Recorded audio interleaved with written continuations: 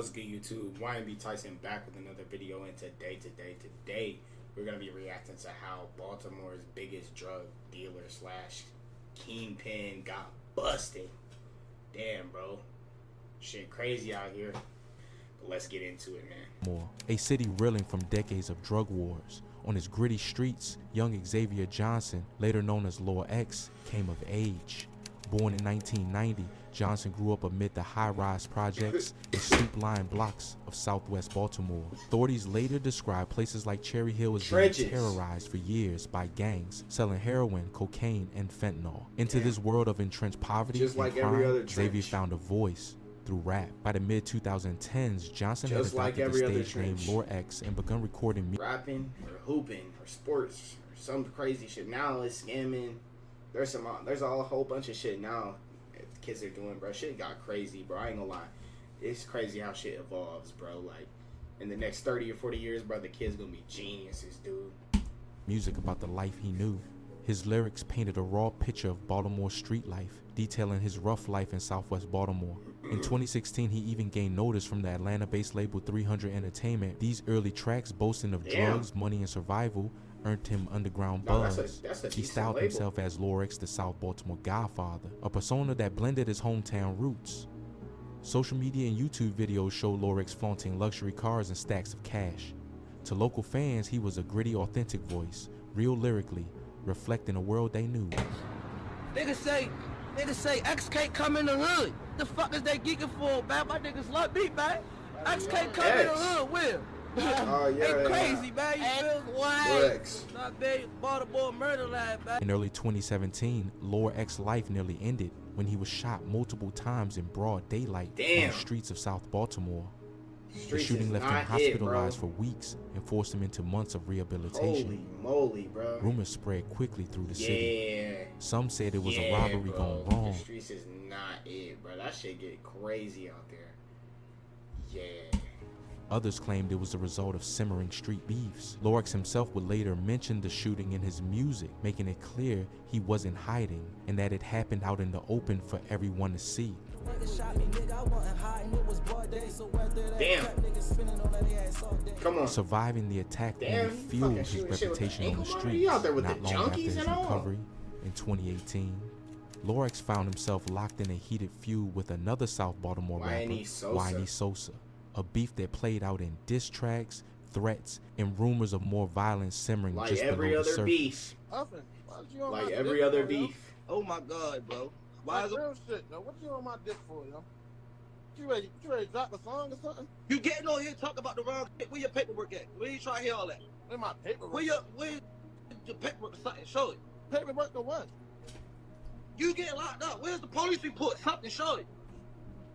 Fuck you mean, show my, what you want me to show you my paperwork? Or what? You act like I went to court or something. You got it. He don't want to show the paperwork? Nah.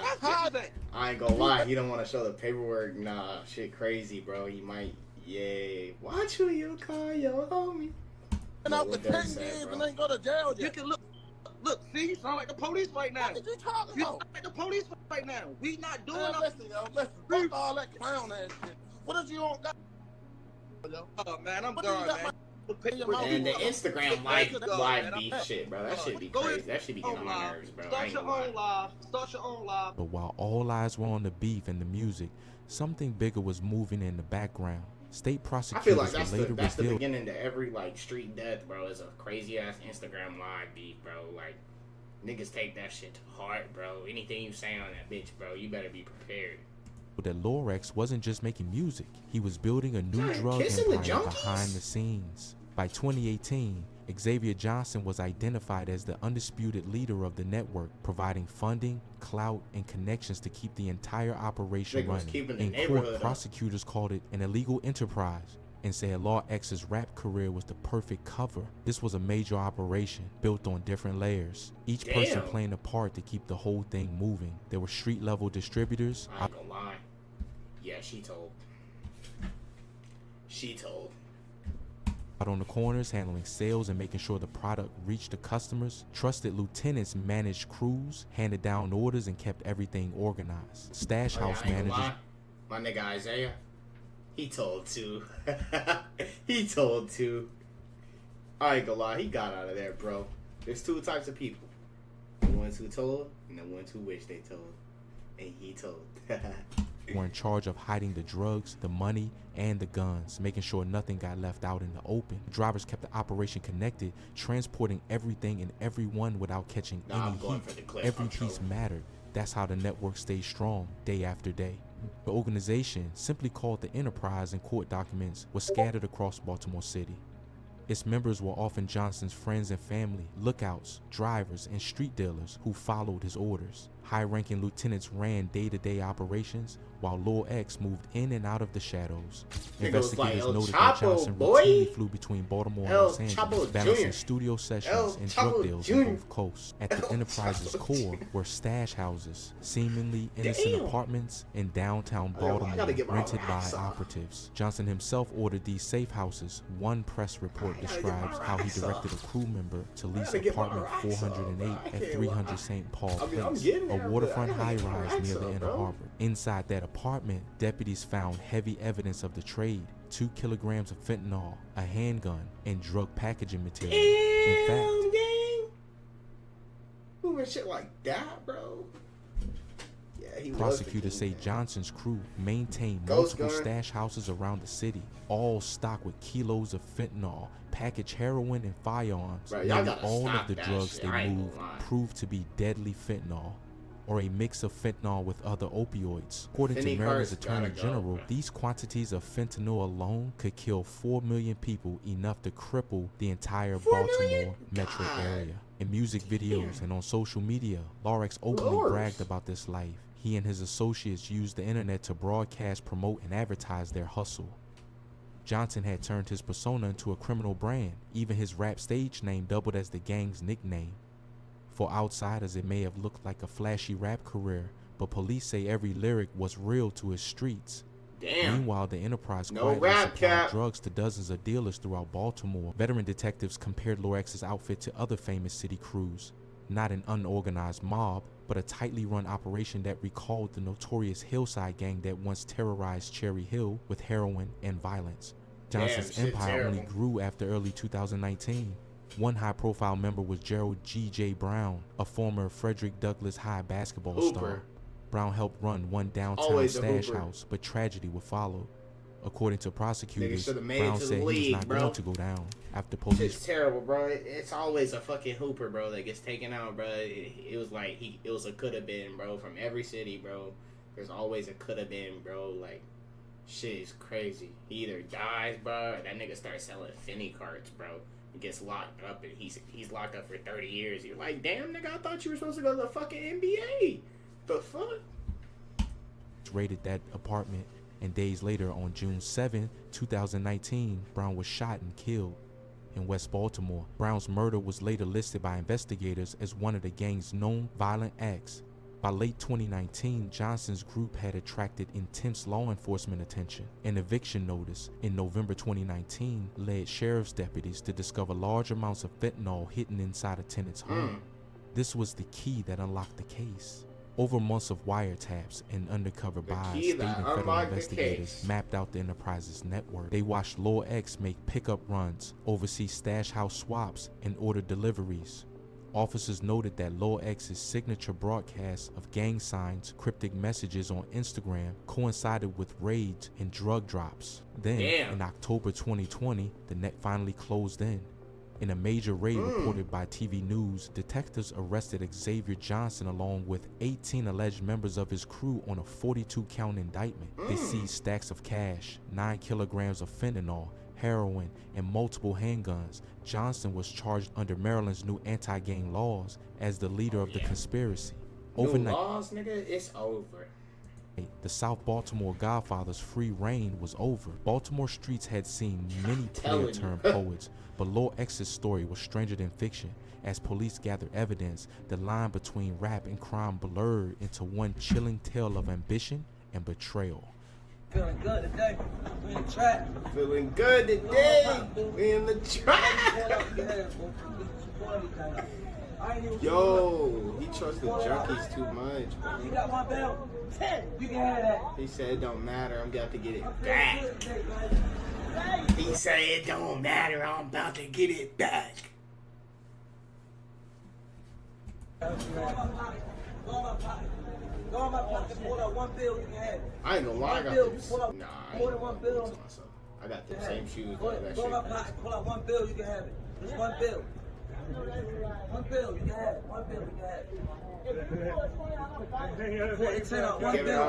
Giving out the funds to the junkies. We give back to the Giving back to the community. Pull out one bill.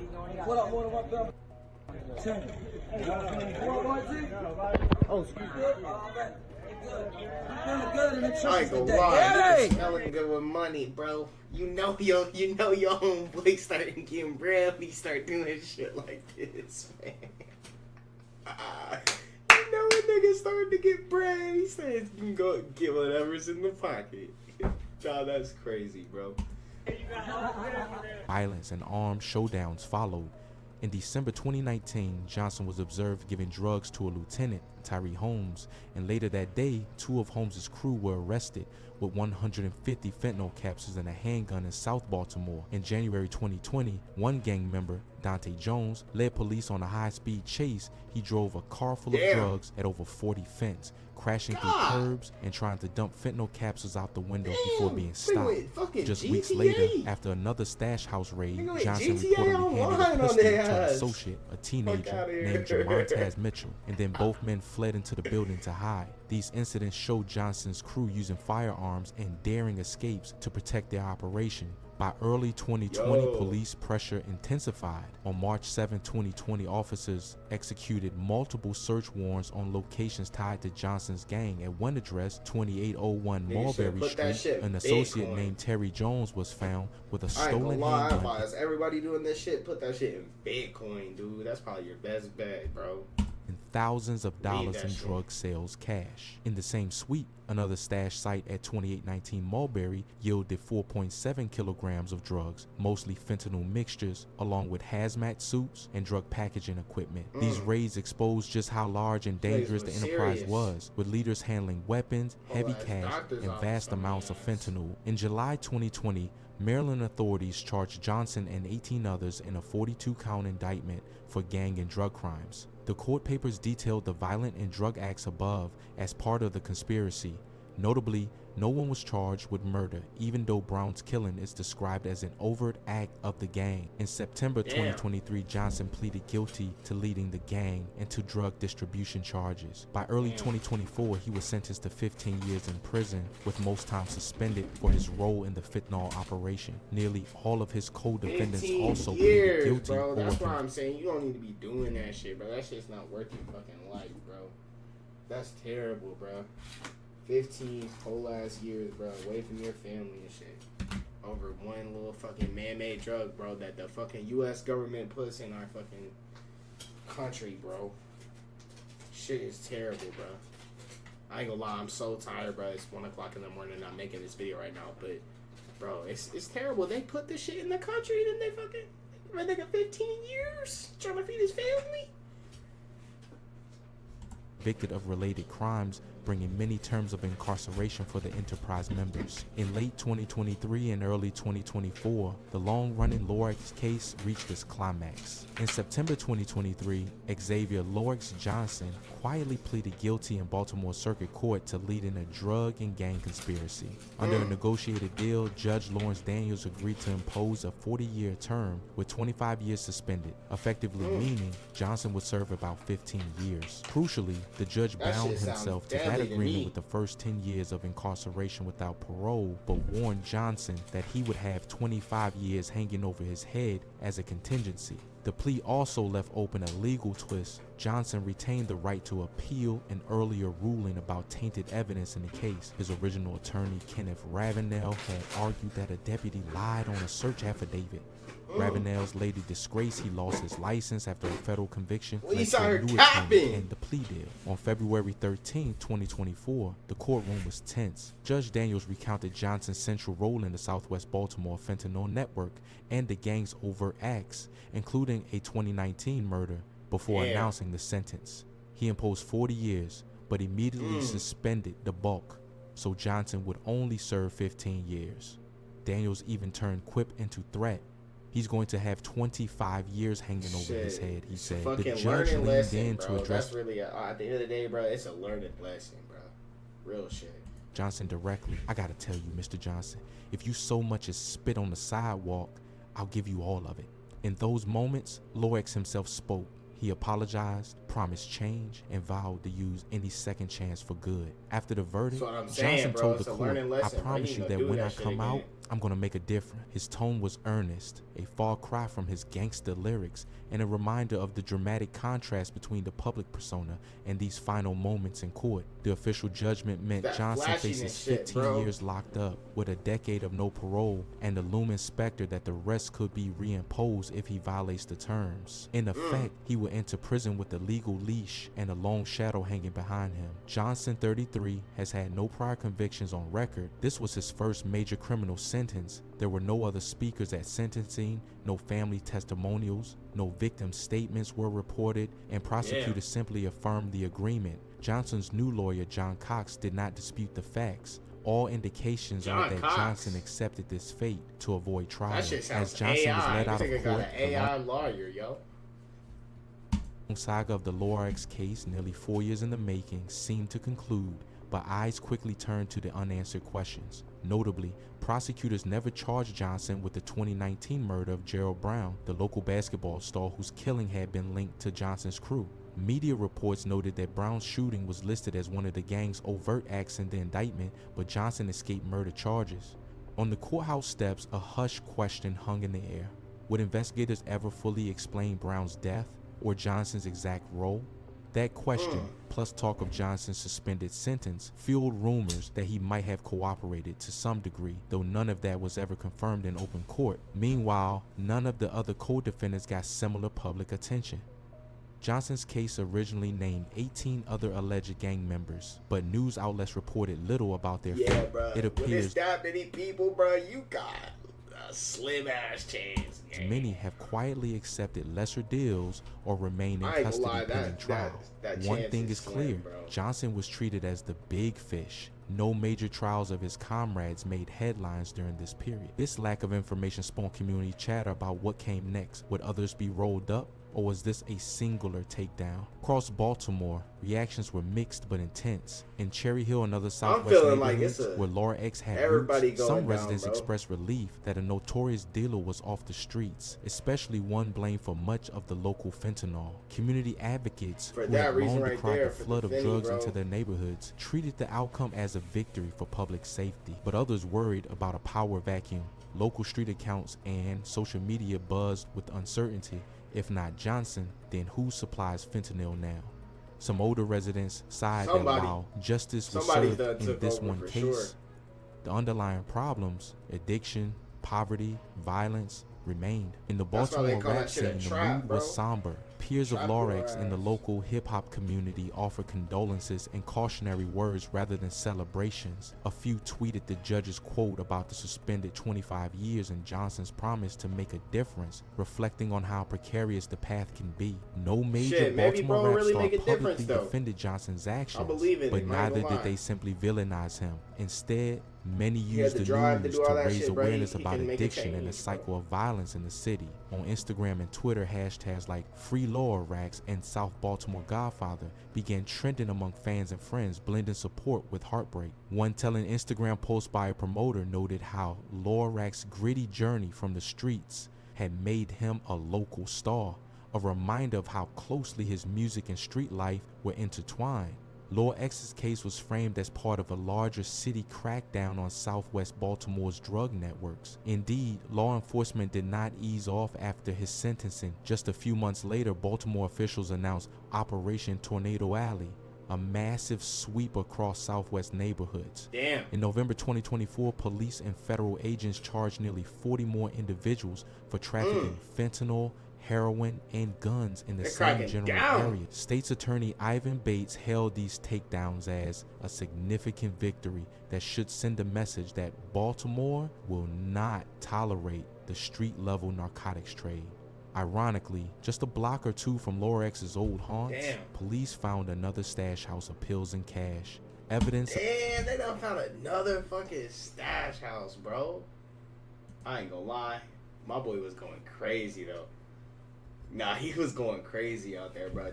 Don't try that shit at home, bro. None of y'all. This is just for entertainment, bro. This is to show y'all don't do that shit, bro. That's what this is for, bro. And we get on here, we turn up, we get lit, bro. You know, we're the next upcoming biggest fucking streamer, bro. I'm just excited to just keep dropping content for y'all, bro. I know this shit's gonna work, bro. I just have a lot of faith, bro. But I appreciate y'all for watching. I know I be yapping a lot, but that's just me, bro. I'm gonna be myself, bro. Keep giving y'all these banger-ass videos, bro. If y'all got anything y'all want me to specifically to react to, bro, just go down in the description. Follow me on Instagram. I got TikTok too. Discourse coming soon for everybody. We'll have a little community. Shit gonna be popping, bro. Appreciate y'all for watching. Y'all stay tuned for the next video.